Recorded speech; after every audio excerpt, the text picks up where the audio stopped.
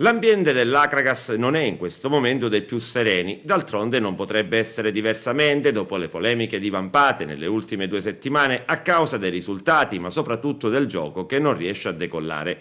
La dirigenza biancazzurra cerca di gettare acqua sul fuoco, ma il tecnico Betta continua a essere contestato dal popolo biancazzurro. C'è la sensazione, malgrado le rassicurazioni del club, che per Betta la gara di domenica prossima nella sua Noto possa essere decisiva.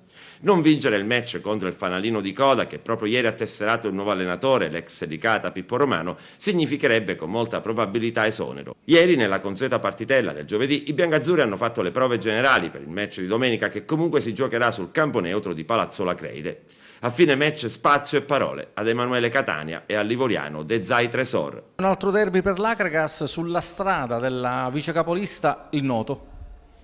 È una partita difficile, va affrontata nel modo giusto. Adesso ci siamo ripresi un po' dopo la vittoria di domenica, quindi dobbiamo cercare di dare continuità ai risultati e quindi comunque sia o il Noto un'altra squadra a questo punto conta poco, quindi dobbiamo cercare di crescere e cercare di portare a casa i 3 punti. Successo importante quello di domenica scorsa. Dal punto di vista mentale, come state preparando questa trasferta? Noi stiamo cercando di crescere giorno dopo giorno, quindi adesso la cosa importante è questa, quindi ci stiamo allenando bene, e adesso dobbiamo solo cercare di dare continuità ai risultati. Che tipo di partita ti aspetti? Partita difficile, perché tutti squadre che giocano con la Gragas, tutti giocano dietro. Spero che sia una partita difficile e dura.